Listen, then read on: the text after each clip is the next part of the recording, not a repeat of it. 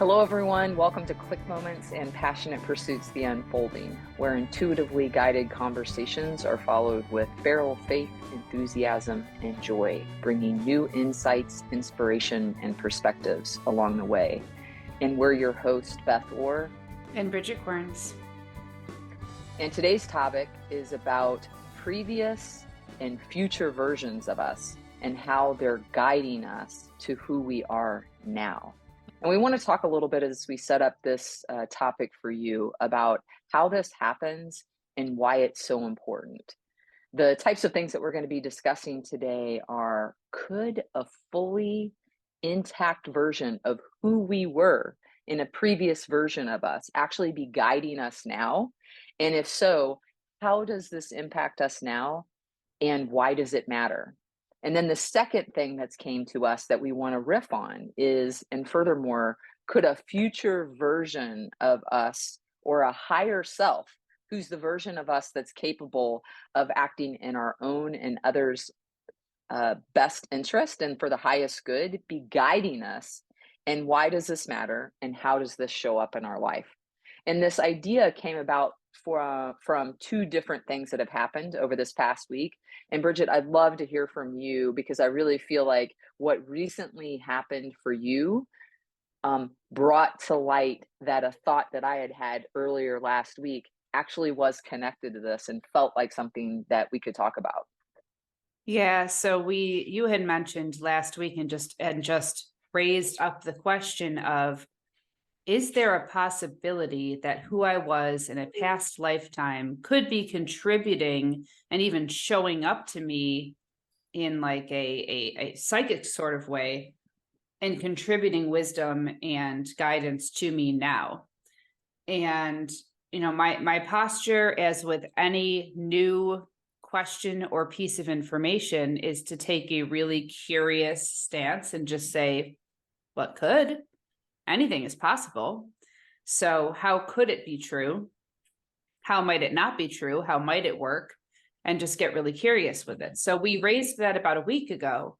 And then yesterday at a meeting of the Rochester Spiritualist Society, which I'm a member of, we have this open healing prayer and reading time at the end of each of our gatherings.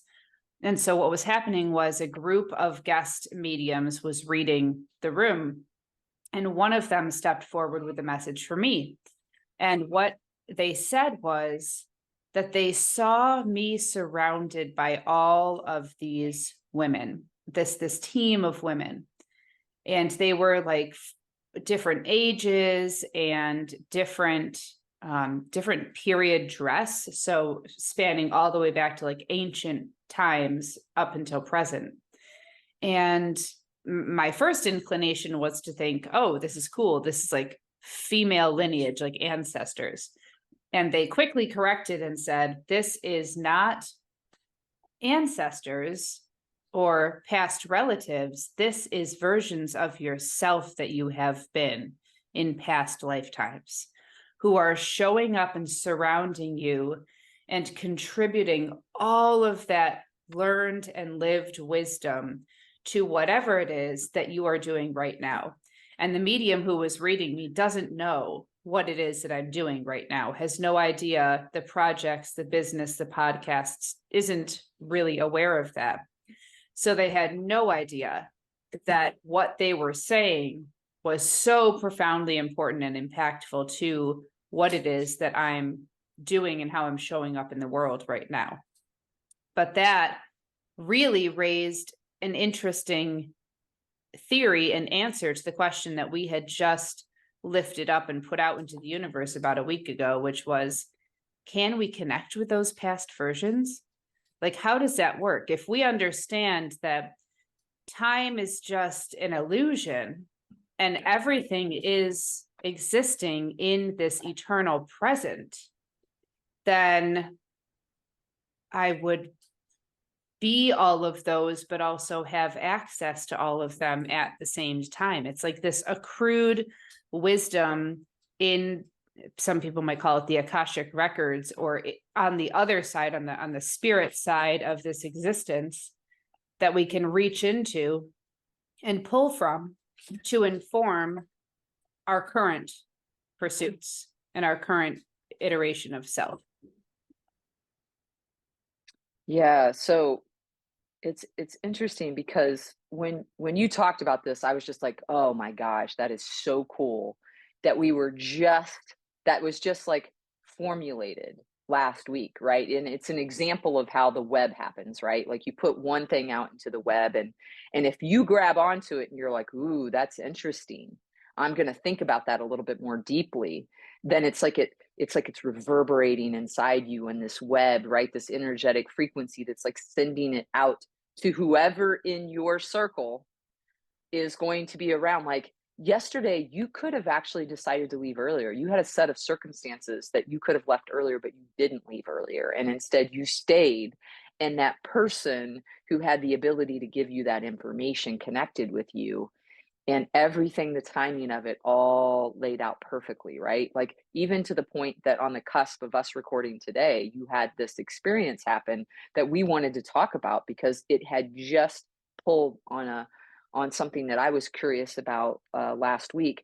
And I want to talk about just a little bit, give a little bit more depth or context around how that came up for me, because I've never thought about, and those of you out there that have, I've never thought about this concept of, could I have access to or have been somebody else in my lineage that was informing who I am now?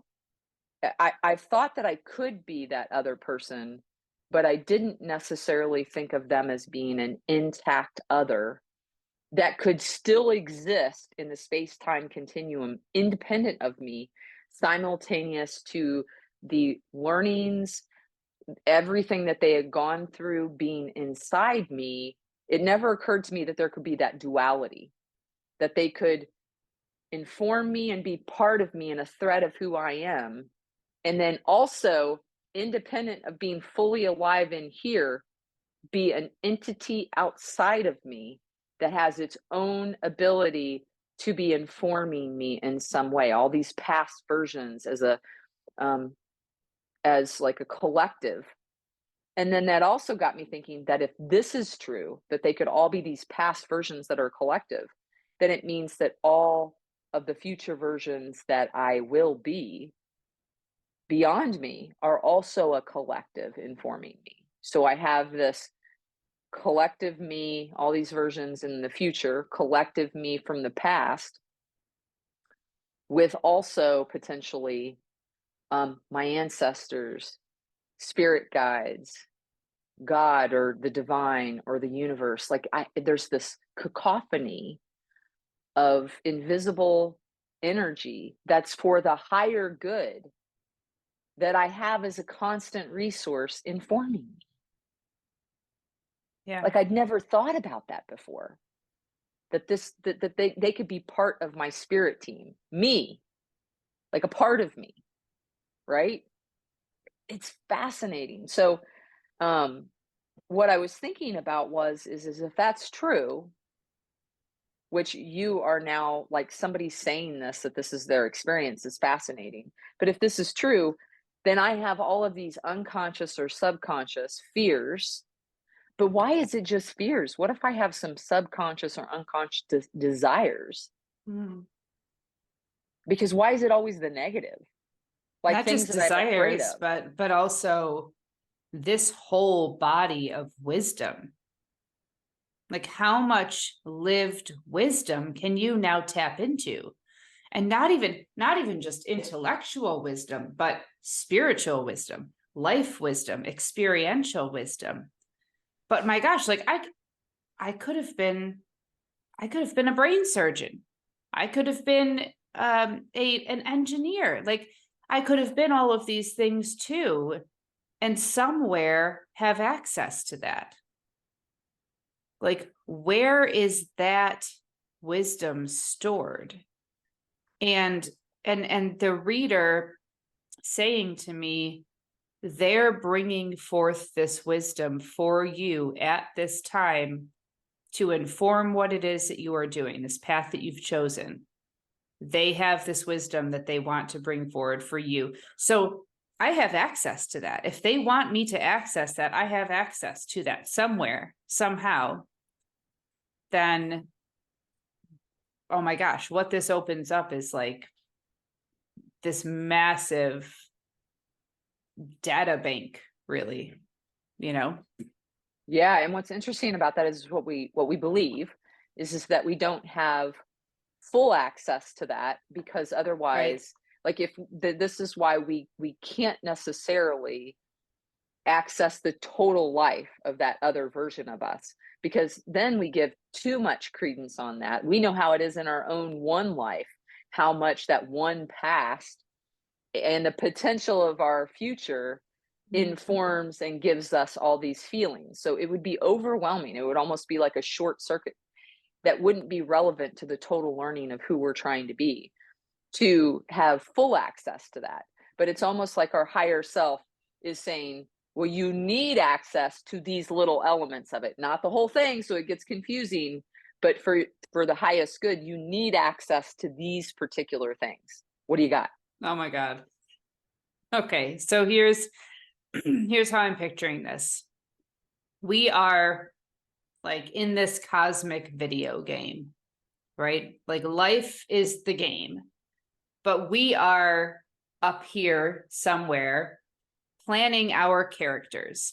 And when you put a player into a game, like when you plan the character for that player, they have certain equipment that they know how to use really well. They have certain skills. They've got like this much health versus this much strength versus this much intellect. You know, you plot out all of these different characteristics that you want that player to have. If you were to put a player into a video game for a specific purpose, like I want to play this part because I really want to get good at and learn this thing because I've not specialized in this area yet, you wouldn't put them in with all the knowledge, all the skills, all the health, all the strength, all the whatever, because then they're going to learn nothing because they already have all of it. And so they won't play the game. They'll be impervious. They won't need to learn anything. They won't need to go through any obstacles. They won't need to face any challenges because they already have all the information. And so they can just sit there and do nothing, and they've won the game. Right. So we plot these experiences for ourselves, like our higher selves plot these experiences. Well, I'm going to put Bridget in here, and I'm going to give her this, you know, this difficulty that she's going to have to work through, these challenges, because I want her to learn these things, but I'm also going to give her this assistance that I'm going to put here and here and here along her path. And then I'm going to make sure she's really good at this, this, and this, because that's going to help her find her way into this path or this mode of learning, whatever this is, this specialty. Because once she connects, she's got these skills and these tools, then she'll realize, oh, I could be really good at this because this is what I'm carrying with me.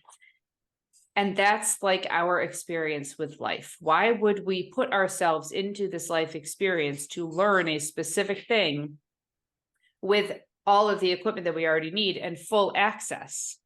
Because if we have full, what's the point? If we have full access and we've got all the knowledge and we have all the wisdom and there's no veiling between this world and the spirit world, then there's nothing for me to do or learn because I'm the master. I've got it all. Mm-hmm. What we do is we put ourselves into this set of circumstances that constrains us that we have to work within. So we get really, really good and hone that skill that we came here to learn. So if all of these past versions of myself are now here supporting this task, all of a sudden, what happened was I recognized the monumental importance of whatever this task is that I'm undertaking, because if they all want to support it and they want me to have access to their wisdom, then I've been working since ancient times to accrue the wisdom that I need in order to do whatever this task is in this lifetime. And that feels wildly important and incredibly profound. Yeah. Yeah. A couple things related to this adding on. So I would think also then, not only is it important not to have access to all bodies of all information along the way because you're not going to play the game, but also to not give you access to certain things before you're ready and able to utilize it, because otherwise, and that creates, like, if you in a game, if you give somebody access to this wise sage at the very beginning of the game, before they've even played enough to understand how to use this information, then it's something that they don't even, it's frustrating. You don't even know where to apply this. It's like having a key that you don't need until midway through. So if you don't need this key till midway through, keep the key till you need it, so that it's really clear, oh, this is where I unlock that door. You get it right before you need that piece, but you're learning something before, right? um, that you don't need until it's time. So you want to wait till that time. The second thing I think along with this is, um, why? Like, what's the goal? Like you mentioned, I think it's a shift in our spiritual lives. For me, it is like I grew up with religion, and the religion said that I have this one precious life, and in this one life, there's only one. There's not, any other lives. And my personal belief, and everybody has, their own belief system. My personal belief is that we do have multiple beliefs or multiple lives, and so we have these previous versions, and I'll have lives beyond this. And yes, it's true that I have this one precious life that I have full access to at this particular time, right? But that doesn't mean that I haven't lived before and that I won't live beyond this. For me, I'm starting to believe that the goal of this whole thing for all of us is how do we enter into compassionate oneness, an inclusive compassionate oneness, to where it it will take me many lifetimes to understand what it's like to be a multitude of different players in this entire game. And so every single life is giving me an opportunity to extend compassion, so that in the oneness of us all, that I can truly give and receive and be in this oneness in a way that is part of the collective in a really profoundly, like, present space of contentment, right? And so I'm learning in each version of how to do that for myself. But then I also believe that part of the posture of any life is how can we give? And so sometimes I think we have this beautiful opportunity that's extended to us, an invitation to give in a way that is so generous, right? Or is intending to be. No matter who we are and what we're doing in our life, we have this opportunity around us to extend this tremendous generosity of heart, right? And so when we get, in your description, when we get this access to such great collective knowledge and wisdom, it says to me that it's relevant to who I am now or who you are now. But just because we haven't had access doesn't mean they haven't been there. It's just we haven't had awareness that it's even a thing. Yeah, and that awareness is, we've talked about this novel before, The Giver by Lois Lowry. That awareness of concepts can only safely happen when we have adjusted, like, our being, our vibration, to a place where we will be able to hold the awareness of those things. It's like I imagine, okay, great example. We've both had this happen before. I imagine a glass, like a mason jar. Before you can pour a boiling liquid into that mason jar, you have to heat it up to a point where the glass heats up enough that boiling liquid will not shatter the glass. That's like this spiritual knowledge before we're prepared for it. You have to heat yourself up. You have to raise your vibration. You've got to get those molecules moving fast enough that when this information is poured in, it can accumulate and integrate with what's already present, not in a totally seamless way, but in a smooth way. That process will go smoothly. And that's the way I envision having access to past lifetimes, past versions of ourselves. We all have access to this whenever we ask for it. But the highest versions of ourselves and our spirit team and our angels and God will only give it to us in the measure that we can currently handle and receive it. Mm-hmm. So if I really intentionally want to access all of these past versions of myself, this highest future version of myself, this collective oneness that you and I both believe we are part of and also headed to, then I have got to get myself right. I've got to get this vessel prepared for that awareness and that knowledge. Yeah. And I think one of the greatest ways that we get to do this is by being in relationship with one another. Mm-hmm. It's by really practicing one-on-one, because we're going to be part of a oneness, which means all is part of that one. But man, it's even just a challenge to practice one-on-one right now, is practicing being understanding, being compassionate, not just being a giver, but being a receiver, which is also part of this oneness, is being able to receive the love and the presence from other. I think that's a great way to start, is just, if you're thinking like, oh my gosh, this idea of like past versions and future versions and collective, and that's a lot. Great. Then just start with practicing compassionate communication and presence with one other. Start there. And then work your way into this.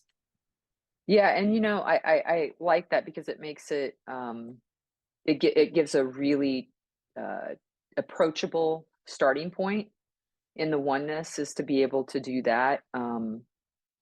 And I think for people listening, I think one thing I would say also is for myself, even, I've never thought about this because I haven't needed access to that information. Like, I've got enough on my plate just trying to be who I am right now here with people around me.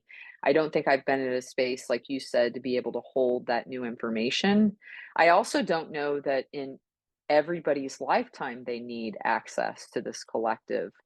I don't know that in any of my other lifetimes I've had access to this collective. I think we get, like, when we're asking into the universe what we need, and to get what we need from beyond, then we will get what is ours to get. Somebody else may get something that we've never experienced, because that's for them to experience. And it's a beautiful thing when people share it. There's nothing wrong with us when we don't have that.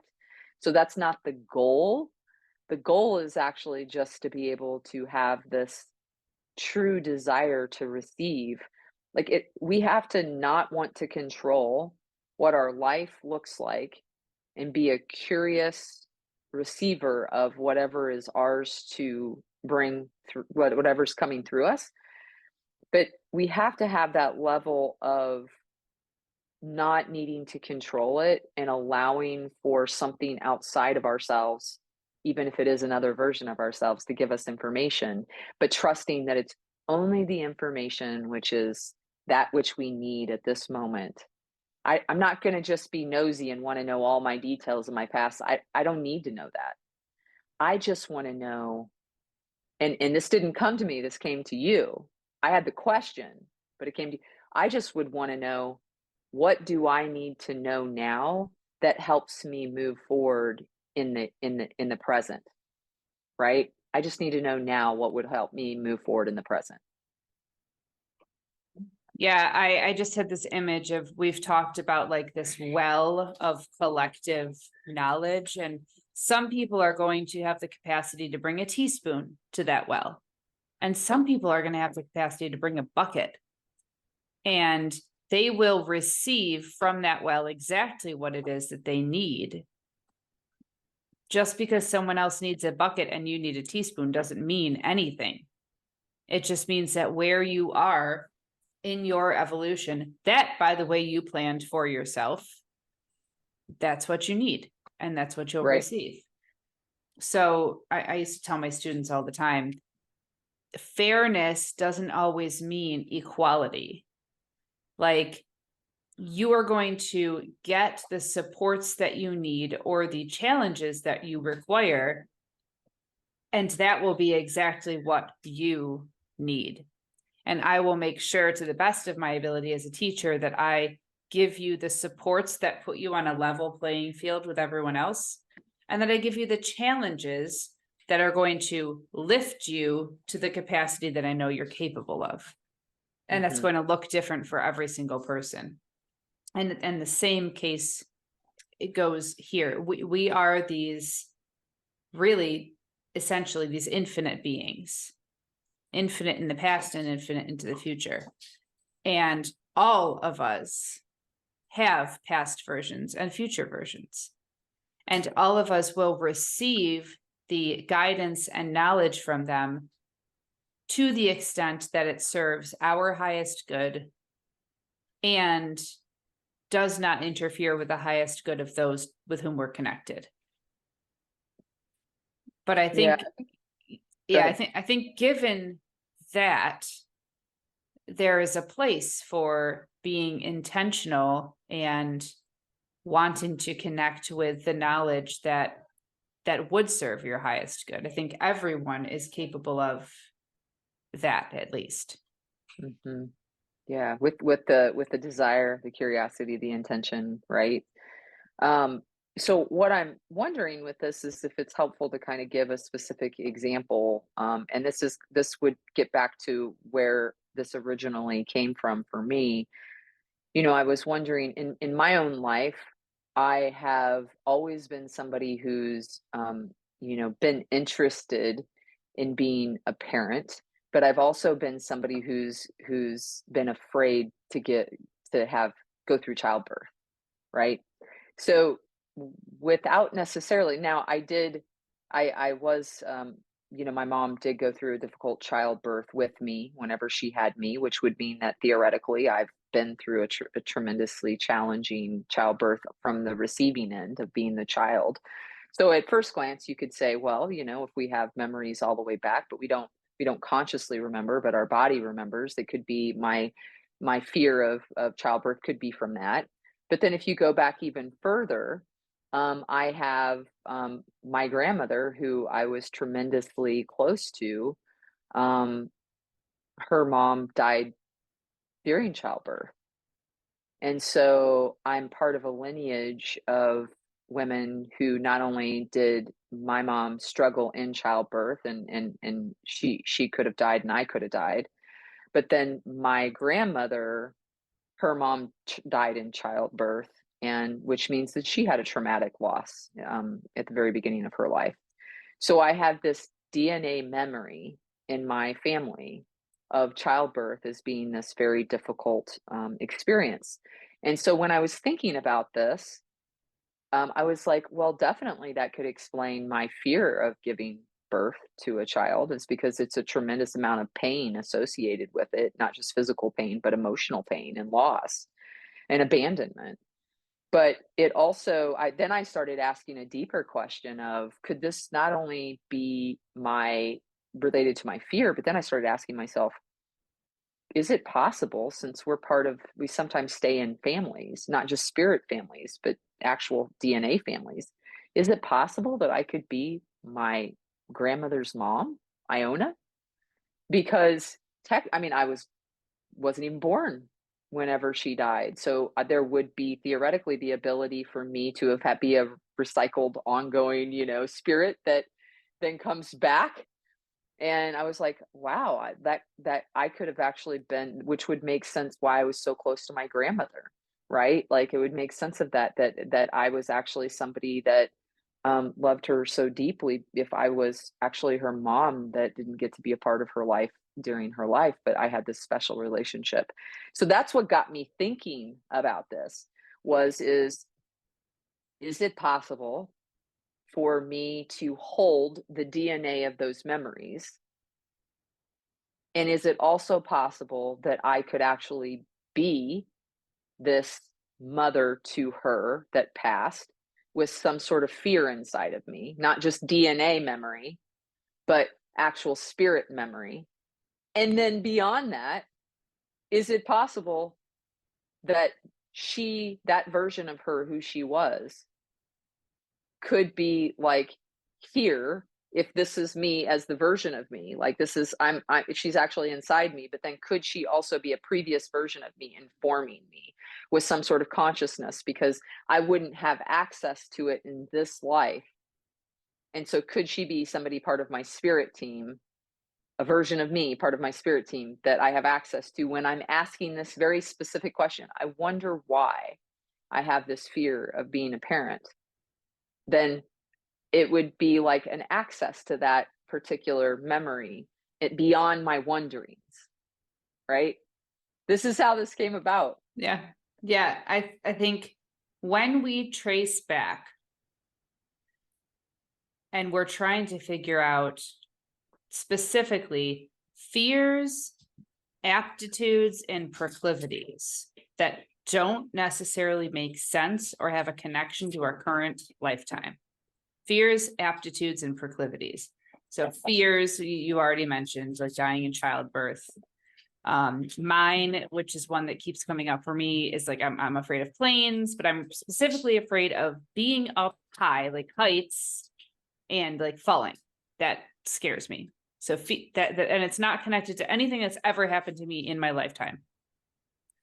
Aptitudes, like something inexplicable that I'm just really naturally good at, but don't have any reason why I might be. So, like as a child, I had this aptitude for working with rocks and like investigating the qualities of rocks. And I loved them. And I was like, man, if there's anything that's connected to a past lifetime, this would make sense. Like I may have worked somewhere in like archaeology or something where I was in that field. And then proclivities, like loving something that doesn't really have any sense based upon my experience. Like as a child, I remember always talking about Australia. Like, man, I love Australia. My mom's like, why do you love Australia? Like, I have no idea where that came from. May not have even ever heard of it before, but had this deep desire to go there and to experience it. And it still doesn't make sense to me, but I definitely want to travel there someday. And I feel like maybe it will make sense then at that point. But those are like three specific, fear, aptitude, proclivity that I have in my life that don't make sense, but could be connected to past versions. So that's one way that we can explore those connections, those past versions of ourselves. And then I also wanted to touch on how you mentioned like our DNA ancestry, our physical chemical bodies. This body carries this DNA ancestry that connects me to all of these ancestors physically, right? It's like written into my code that's embedded in my body. But also, and the cool that like this idea really gets me excited is our spiritual ancestry. So I may not have spiritually been a part of this physical lineage before. I may have been a part of this other lineage and that one and that one. And that's all these versions of me that showed up in this reading. And I carry their spiritual DNA mixed with this physical DNA. And I've got all of that information that is now informing my fears, my aptitudes, my proclivities. It's lineage, both physical and spiritual, that I'm bringing in and pulling from. Yeah, that's beautiful. Wow. So what it got me thinking about while you were talking about that is it's always all for our higher good. It's always for our higher good. So if these beings are choosing to come to us, what they're sharing with us, they don't care about the everyday stuff that's not meaningful. They're not like people that are here that they're going to entertain something that is irrelevant. They're only intervening for our higher good, given the collective understanding of this oneness that we're moving towards, right?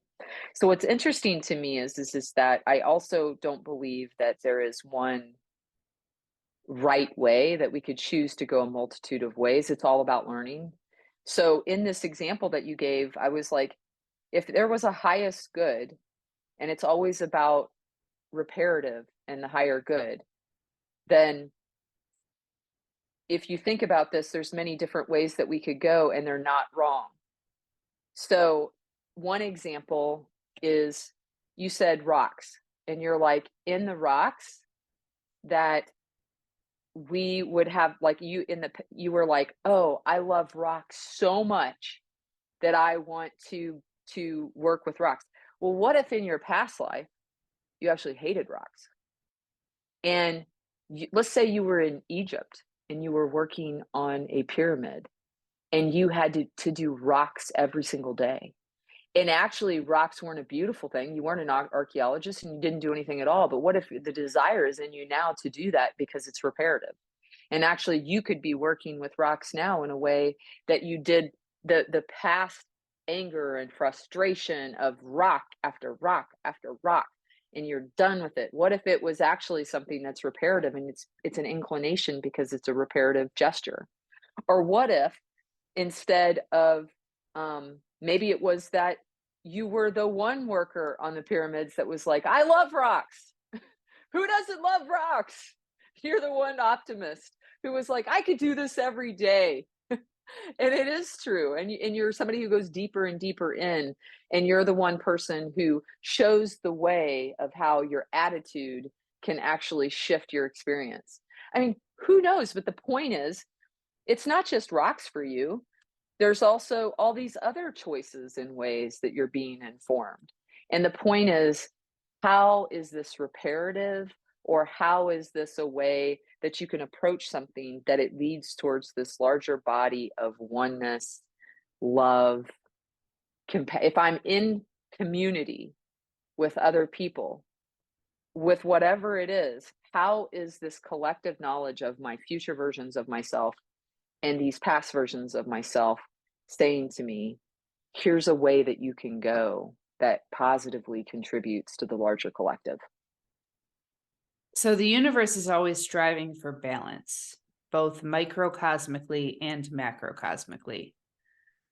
So that is also something I think we need to take into account here, and you touched on it, which is like, if I am incredibly passionate during this lifetime about making sure that in settings of spirituality and faith and religion, all individuals have equal access to and relationship with those structures, it could be that in a past lifetime, I was someone who made sure that they didn't have equal access to that. I was staunchly against people who looked different having equal access to this structure that was reserved for like the spiritually elite.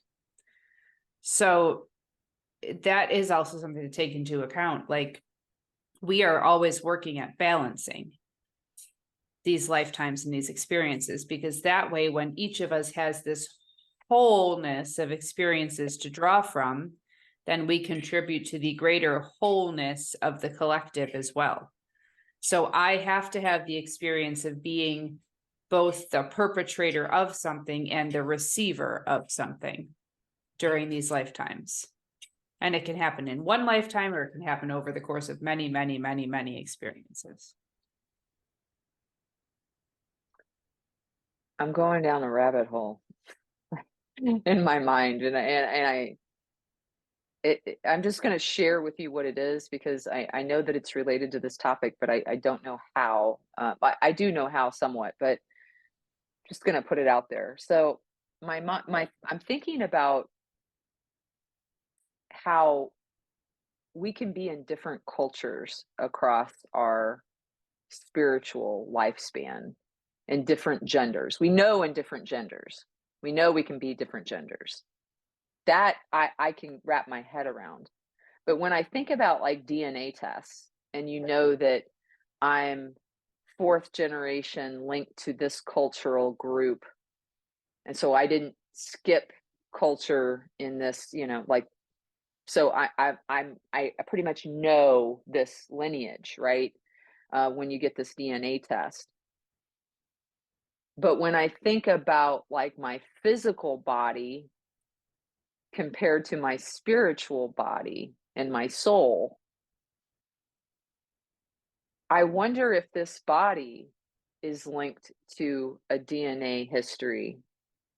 But if I, as a spirit, could have jumped into a physical DNA lineage that's not necessarily my spiritual lineage. Does that make sense? Yeah, and I think that has to be the case. But I this is think that, not something I've ever thought about. Have you thought yeah. about this? Well, yeah, and I think we've talked about past lifetimes where at least you know that there is at least one that is not linked to your physical DNA that you currently have. Yeah, but I haven't thought about the implications to being in a physical lineage that has a certain number of experiences and then being a spiritual body dropping into this informed body of experiences.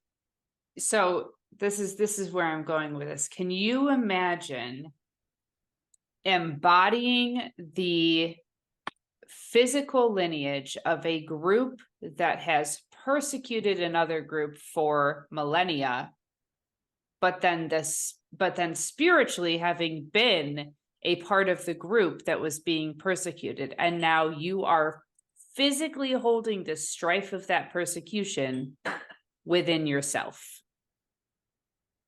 And you can apply Yeah. this in many, many, many different ways, because there's always been persecution on one hand or the other.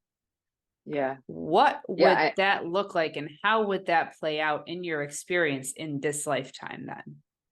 Yeah.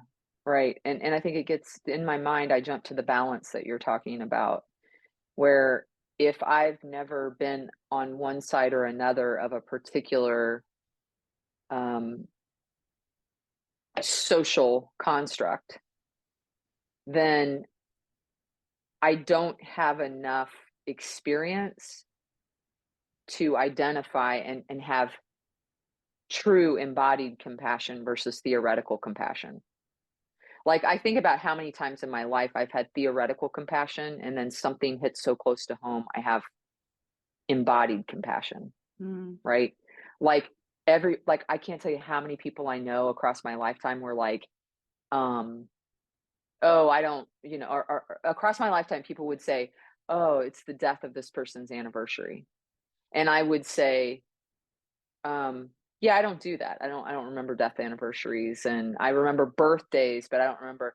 And I was like, I'm just an optimist. I like to remember them in their life and stuff. And I realize now how incredibly not compassionate this was. Like, I'm like negating the value. Like, somehow it's like a posture that somebody chooses. And then all of a sudden now I have a grandmother who I'm at the 1 year anniversary a couple of days ago, and I'm like, ugh, this death anniversary is so intimate to me. It's so meaningful to me. I get it's just like the birth of somebody, this death of somebody. And it's not to say that I haven't lost people that I've loved before. It's to say that this particular version of me that I was when this happened, and my role in that was such that this death anniversary is something tremendously significant to me. And I get the whole death anniversary thing. I could conceptualize what people were experiencing, but I couldn't embody that understanding until it happened to me. So I think if you extrapolate that to what you're talking about, then yes, like, we have to spiritually experience something. If we were the oppressors in another lifetime and part of a lineage of oppressors, then we're now on the end of being in this role of being the recipient in a genealogy or a DNA that gives us more spiritual context, right? Even if we don't have access to that body of information. And to me, I would postulate that those are the individuals who want something different. Like, if I want something different in this life, then I have to believe that I have enough collective body of in this body and a spiritual body that says I want this for this oneness because I understand what it's truly like to be on both sides. It's just a postulation. I don't know. Yeah. Yep, that makes sense. I just my brain is running to all the places in this current lifetime now where I've been either the person who has caused that for someone else or has been the recipient of that. Because now I'm thinking in terms of balancing. And I think a really interesting thing that I just linked onto and found is that since this lifetime seems to have a really spiritual theme for me, like that is like the overarching theme of this current lifetime that I'm in, is this spirituality, this evolution of this spirituality. It's really fascinating to me that I was part of a spirituality at one point where that group actively persecuted the group that I now fully identify with. Like I can feel the cells in my body reacting to that thought. Like I was fully entrenched in this religion that was condemning and persecuting who I actually am as a person. And who and we talked about this in a past episode, but I had to sit in this really like sickening discomfort being there, feeling both the goodness of the connection with God, which I do believe is present in almost every religious experience that people have. Like God will show up for people in the way that they can receive God. But also feeling this like my body negatively responding to that space and those people and the way they were talking and what they believed, and being both a part of that and also wanting like heck to get out of that. It's really interesting that I've had the opportunity to balance that in this one lifetime. Like how cool to have been on one end and now be on the other and be working towards something that unifies and repairs that rift. Like, because this is such a spiritual lifetime for me and such a spiritual experience, one thing I'm really passionate about is, wow, look at all the different ways that God has revealed God's self to people. How can we get people as part of this collective to see that it's not just their experience of God that's valid, but all of these experiences? Like, how do we take God out of the box for people so they can see that? How do I repair the rifts? And not that I'm asking everyone to believe exactly the same thing, but that I'm just asking people to open their eyes enough to see that that's God and that's God and that's God and that's God. And God loves all these people. So of course God will show up in the way that they can receive. Yeah. I feel like I've felt that way a lot in my life, like how can I do this and that? And I feel like for myself, I think I can't do any of that anymore. I feel like what I do recognize is that for me, it's that I can just share my experience and I can share what I'm considering and what I'm going through and what I'm thinking and what I'm believing.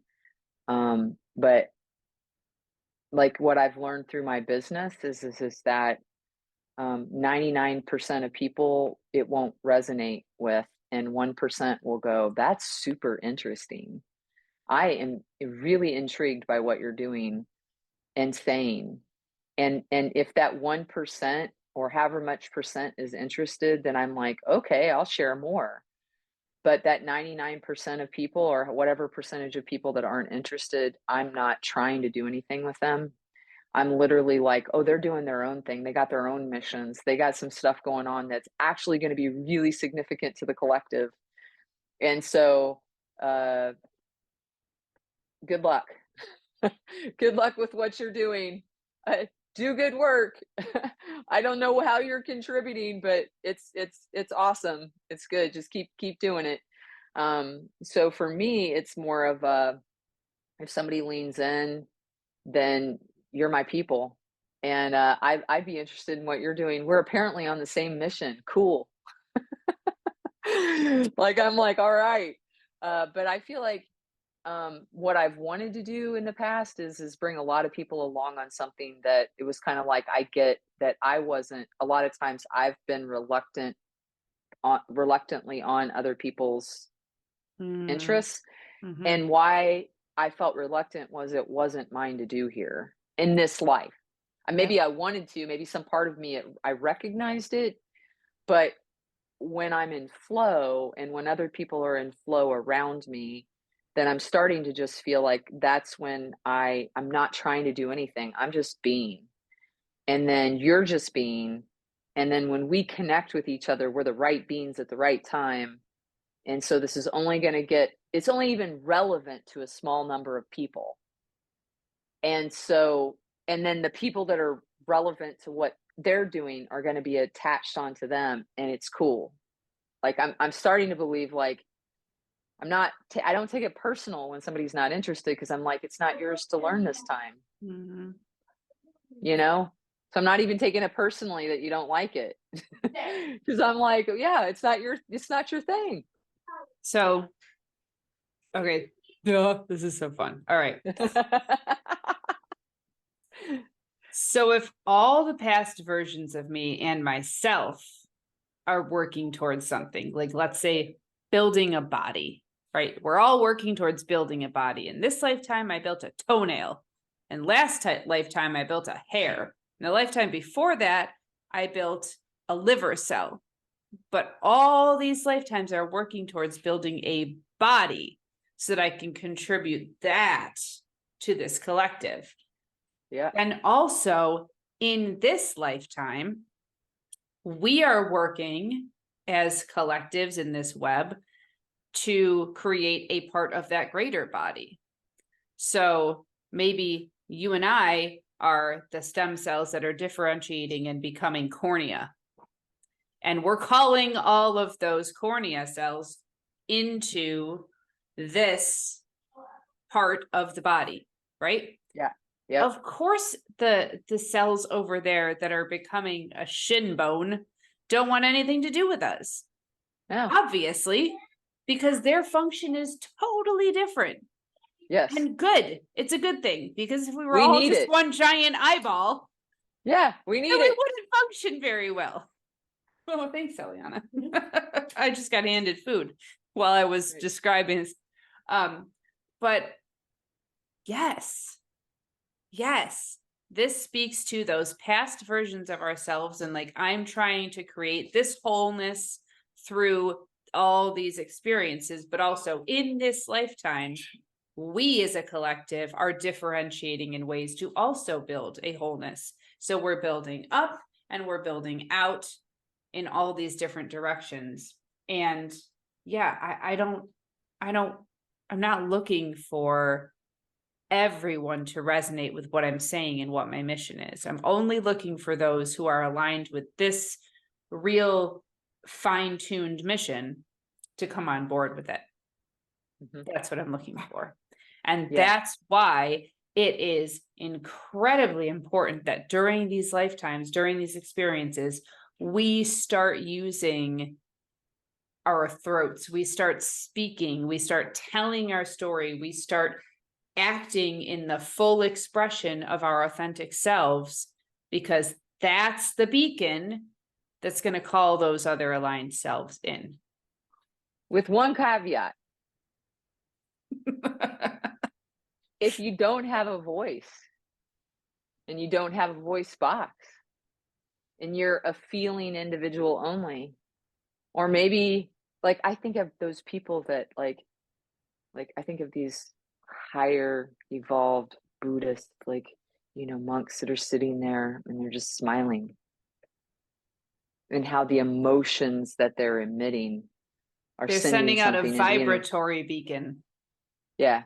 Yeah. Mhm. So, but the point is, a metaphor of a voice, meaning using your energy, using your whatever qualities that you have towards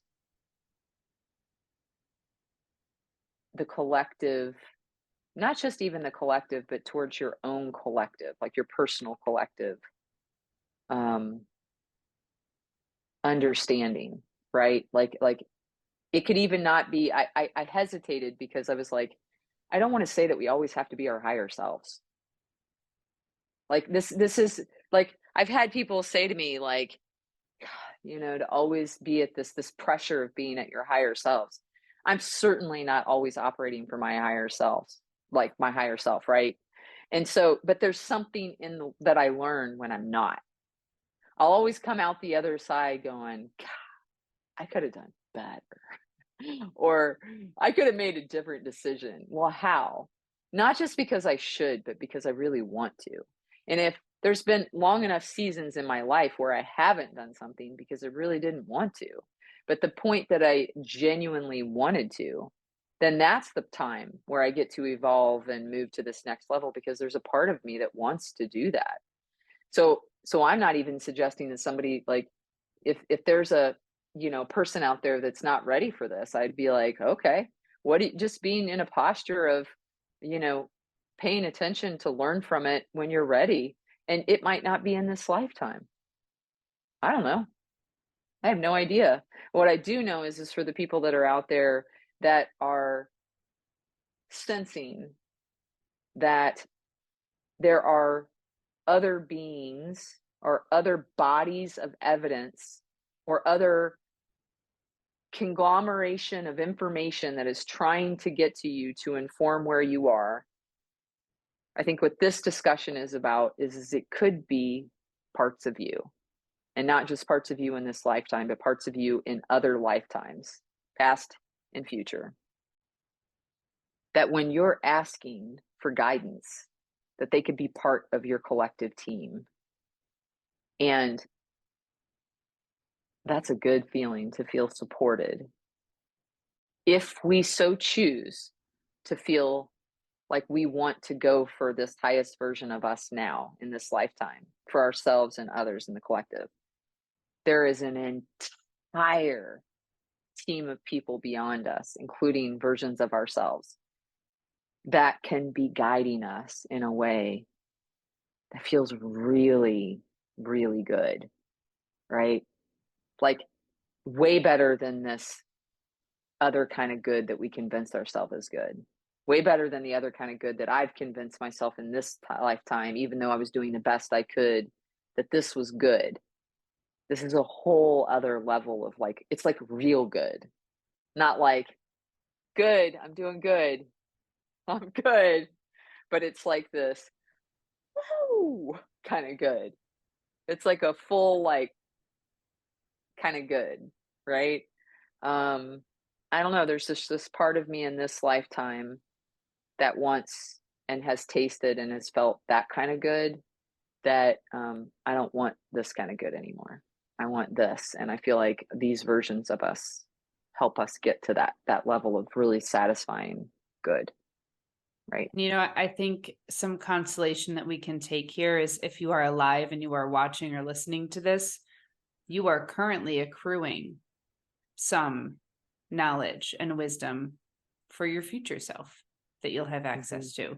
If you can't see the light in this experience right now, if you can't feel like you can't reach back to those past or future versions, if you feel really alone and stranded, and this just is, it's kind of hard just to get through the day at this point, take some consolation to the fact that right now, wherever you are, what you're doing, because you are alive, you are already contributing in a way that aligns with this collective and your future self. You're already Yeah. doing it. You're doing it right now, whether you're aware of the fact that you are or not. You are. And for me, I want to end with the thought that wherever you're at right now, for me, like, I think there isn't this space that's my highest self. Like, it's that highest sounds like a ceiling. right? And it sounds like a place or a journey that a place we're going to land. And for me, I just personally believe that sometimes where I'm at is my highest self for right now. And that's more than enough. Like Mhm. sometimes we're just where we can be for right now. It's not a static place. It can be in movement, but yet also where you're at right now. Like I'm never trying to think that even though I want to grow and I believe that I can grow more and I can believe that I'll go beyond this and grow even more, that doesn't mean I'm dissatisfied with the highest version of myself that I am right now. If I'm learning, if I'm in a spirit of curiosity and I'm still not wherever there is, I'm not trying to get there. I'm trying to be here and have a tremendous sense of belonging, that I'm good enough, that I'm learning, that I'm contributing in a way that in the larger balance of things is conscientious of myself as well as the collective, right? Like sometimes we're doing, like we don't have to be down on ourselves. That's like the antithesis of what this is all about, right? It's the grace that we're extending not only to others but to ourselves, right? With just who we are now and enjoying that. Yeah. Thank you again for another wonderful conversation. Yeah, thank you. And thank you to Asheville artist Melissa Moss for her work for our cover art. You can find out more about Melissa at melissamossart.com. Thank you to Cloud Cult for our intro and outro music from their song There's So Much Energy in Us. Learn more about them at cloudcult.com. And to all of our listeners and viewers, we send you peace, love, and light.